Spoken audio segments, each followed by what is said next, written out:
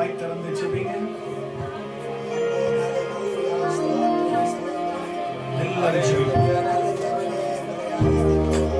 கர்த்தருடைய நாமத்தை வைத்து எல்லாரும் ஜெபிங்க. ஹalleluya. நாமே துதிக்கிறோம். எல்லாரும் ஸ்தோத்திரம் பண்ணுங்க. ஹalleluya. நன்றி சொல்லாமல் இருக்கவே முடியாது. பல நன்மை செய்த இயேசுவுக்கே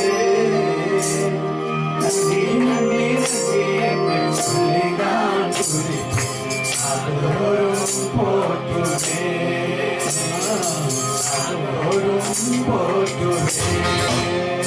நன்றி சொல்லாமல் இருக்கவே முடியாது. பல நன்மை செய்த இயேசுவுக்கே நன்றி நன்றி நன்றி என்று சொல்லி நான்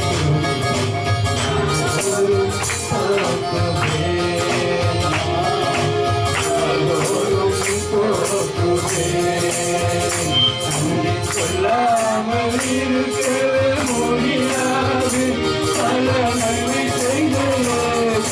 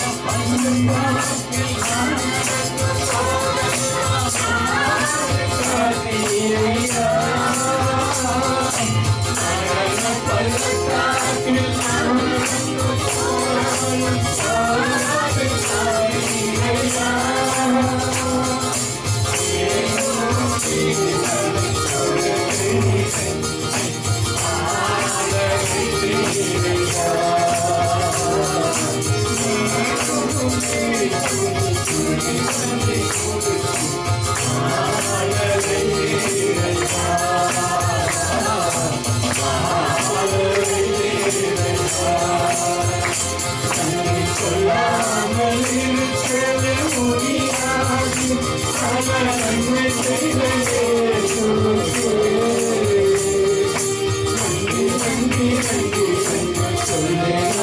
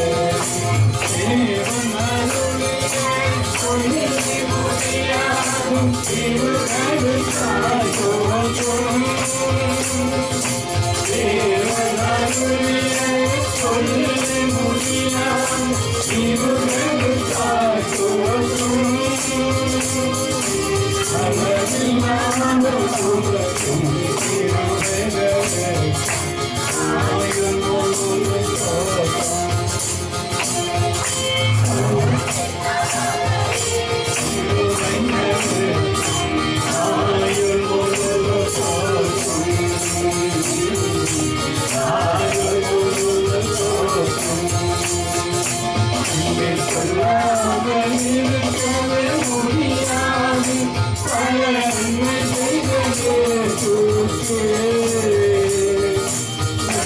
நன்றி நன்றி நன்றி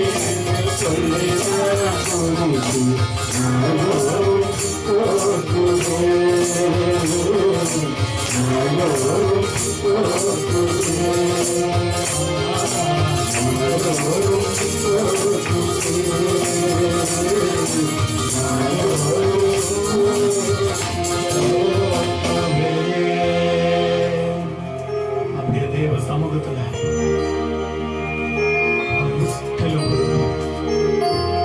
உண்மையாச்சுப்பீங்க.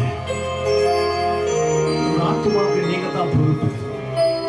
உங்க ஆத்துமா பரிசுத்தப்படுத்த உங்களுடைய ஜெபம்தான், நீங்க ஜெபிக்கிற ஜெபம்தான் உங்க ஆத்துமாவை பரிசுத்தப்படுத்தும். வேதம் சொல்லுகிறது யோவான் 3:24-23 ஆவியோடும் உண்மையோடும் அவரை தொழுது கொள்ள வேண்டும். 2 கொரிந்தியர் 3:17 வாசிக்கிறோம். கர்த்தரே ஆவியானவர், கர்த்தருடைய ஆவி எங்கெல்லாம் உண்டோ அந்த விடுதலை உண்டு. ஆவியானவர் எந்த இருதயத்துக்குள்ளெல்லாம் இருக்கிறதோ அந்த இருதயம் விடுவிக்கப்படும். ஆவியானவர் எந்த துதியிலே வாசம் செய்கிறாரோ, எந்த துதியிலே வாஞ்சி இருக்கிறாரோ அந்த இடத்துல விடுதலை கிடைக்கும். எப்போது நீங்க செபிங்க. பாகம் 4:6-4 வசனம் சொல்லுகிறது, முழு இருதயத்தோடு முழு உள்ளத்தோடு முழு ஆன்மாவோடும் அவரை தொழுது கொள்ள வேண்டும். முழுக்க முழுக்க அவரை தொழுது கொள்ளப்பட வேண்டும். அப்பொழுது கர்த்தர் நம்மை ஆசீர்வதிப்பார். ஆபிரகாமை அழைத்தார். ஏன் அழைத்தார்? தேவனை அறியும்படி அழைத்தார். நீ இருக்கிற இடமும் நீ இருக்கிற பூமியும் நீ இருக்கிற ஸ்தானமும் சரியில்லை ஆபிரகாம், நான் காண்பிக்கிற இடத்துக்கு வா என்று ஒரே ஒரு வார்த்தை ஆபிரகாமை அழைத்தார். ஒரே ஒரு வார்த்தையில் அழைத்தார். தேவன் அந்த வார்த்தையினாலே ஆபிரகாம் அந்த வார்த்தையை விசுவாசித்தார். உடனே ஆபிரகாம் ஒன்றும் மறுஉத்தரவு சொல்லல, கீழ்ப்படிந்து உடனே தேவ சமூகத்துக்குள்ள வந்தார். இடத்தை விட்டார், வீட்டை விட்டார். தேவ சொல்லுக்கு கீழ்ப்படிந்தார். தேவ காரியத்துல முதலிடம் கொடுத்தார். அதுதான் வேதம் சொல்லுகிறது, முந்தி தேவனுடைய ராஜ்யத்தை தேடு, அப்படி எல்லாவற்றையும் உனக்கு கூட்டி கொடுப்பார், சேர்த்து கொடுப்பார் என்று சொல்லி உடனே வந்தார். உடனே கீழ்ப்படிந்தார். உடனே தேவன் வார்த்தைக்கு தன்னை அர்ப்பணித்தார். முழுக்க முழுக்க முழுக்க முழுக்க தன்னை தேவ சமூகத்தில் அர்ப்பணித்தார்.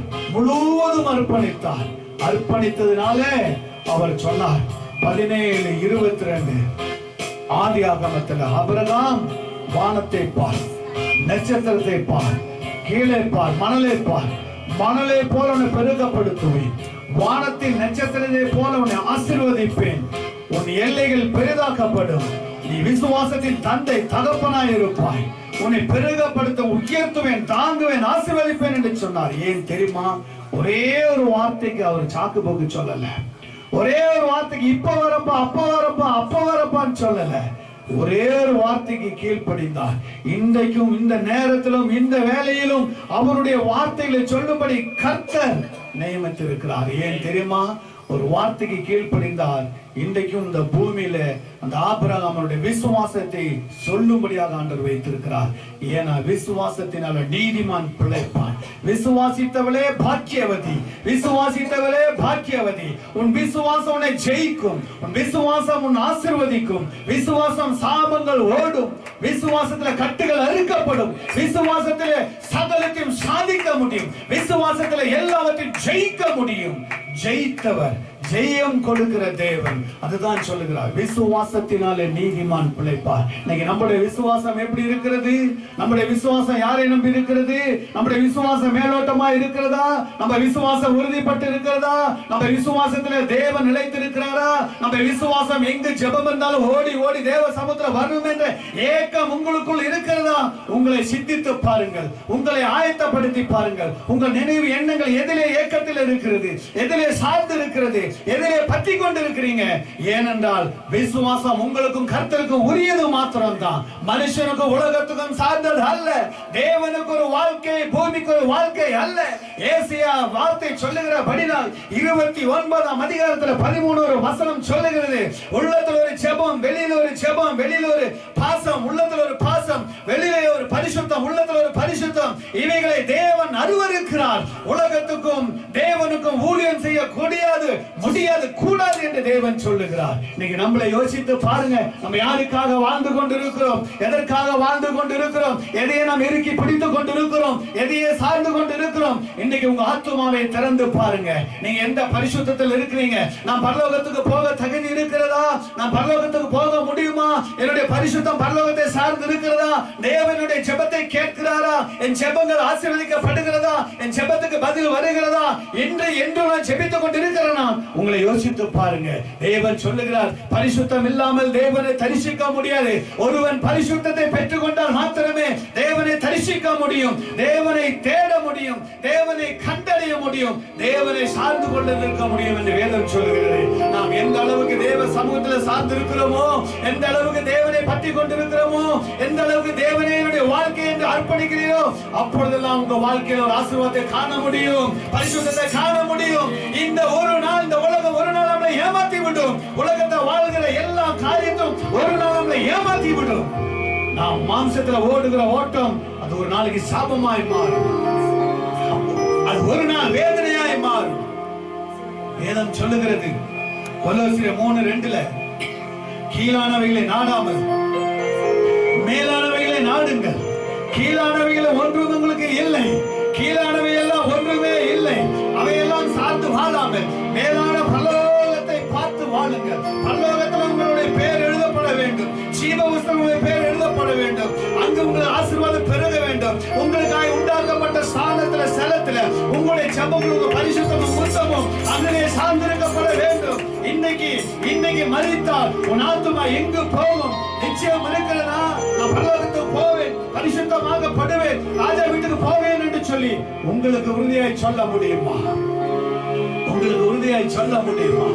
நீங்க யோசித்து பாருங்க, யோசித்து பாருங்க. இன்னைக்காவது உங்களுடைய ஜெபம், இன்னைக்காவது உங்களுடைய ஜெபம் தேவனை பற்றி கொண்டிருக்க வேண்டும் என்று விரும்புகிறார். ஜெபம் ஒரு மனுஷனை வாழ வைக்கும், ஜெபம் ஒரு மனுஷனை பரிசுத்தமாக்கும், ஜெபம் ஒரு மனுஷனை மறுரூபமாய் மாற்றும், ஜெபம் என்பதை ஒரு மனுஷனை பூர்ணமாக்கும்.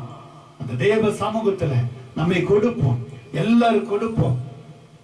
தேவன் நம்மளை ஆசீர்வாதம். எல்லாரும் கண்களை மூடிக்கொள்ளுவோம். உணர்ச்சியோடு ஜெபம் பண்ணுங்க, உணர்வோடு ஜெபம் பண்ணுங்க. நான் ஜீவனோடு இருக்கிறேன், அது பரிசுத்த ஜீவனோடு இருக்கிறேன், தேவ பரிசுத்த உணர்வோடு இருக்கிறேன் என்ற உணர்வோடு ஜெபிங்க. எல்லாரும் கண்களை மூடுங்க.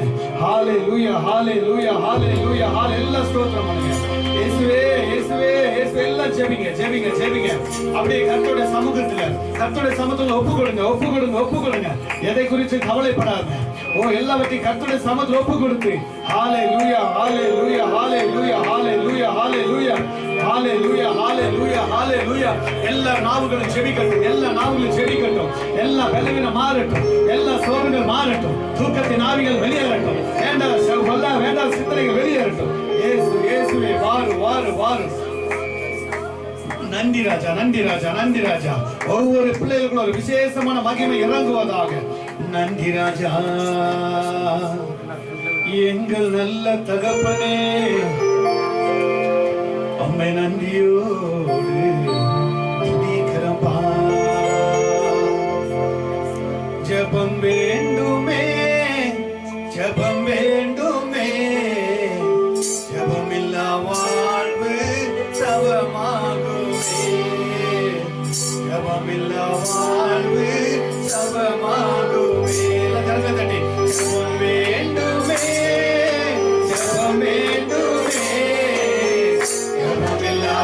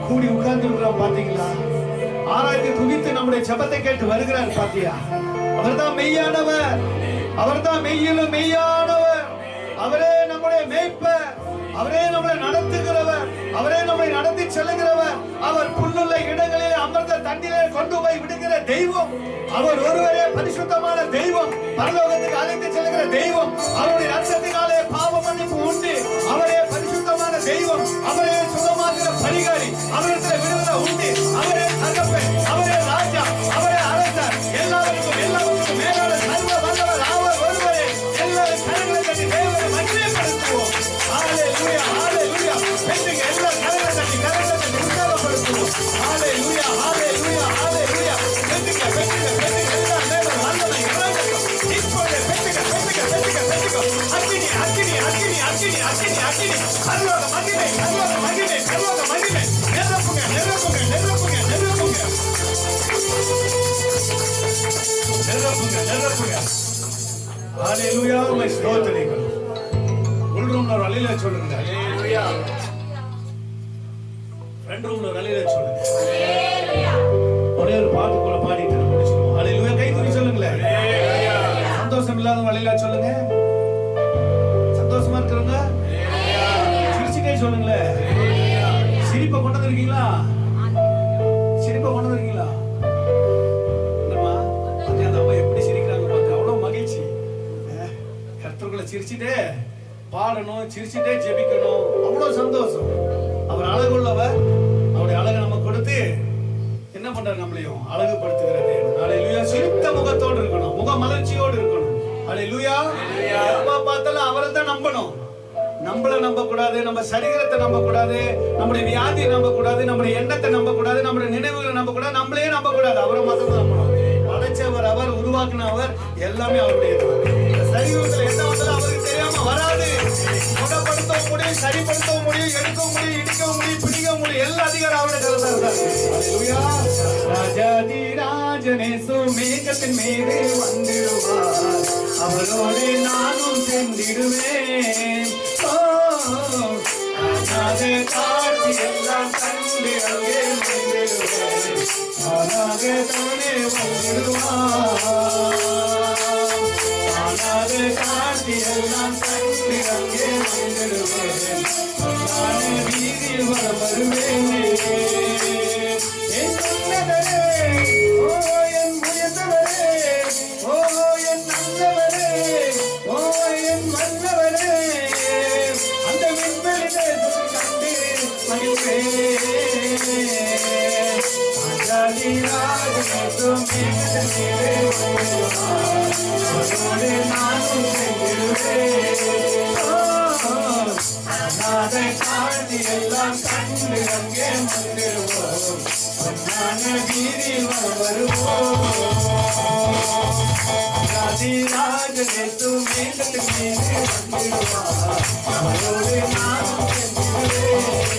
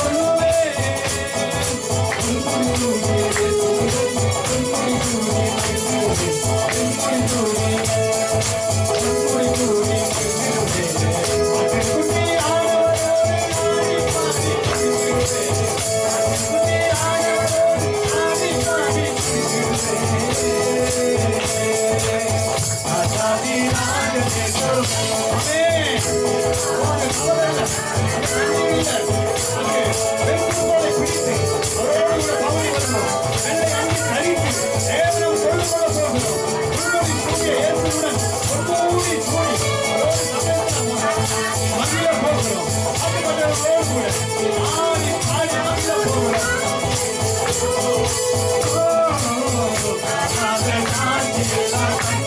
உற்சாகமா உற்சாகமா மகிழ்ச்சியோடு தேவன் உணர்ந்து உணர்ந்து உணர்ந்து ஆவில உணர்ந்து ஆமென். ரீமா பவர் வெட்டுங்க வெட்டுங்க வெட்டுங்க. தேவ மகிமை இறங்கி கொண்டு இருக்கிறது. தேவ ஆளுமை நடப்புகள் இறங்கி கொண்டு இருக்கிறார். அவருடைய கண்களை பசுங்க வெட்டுங்க வெட்டுங்க வெட்டுங்க வெட்டுங்க. ஹalleluya ஹalleluya ஹalleluya ஹalleluya.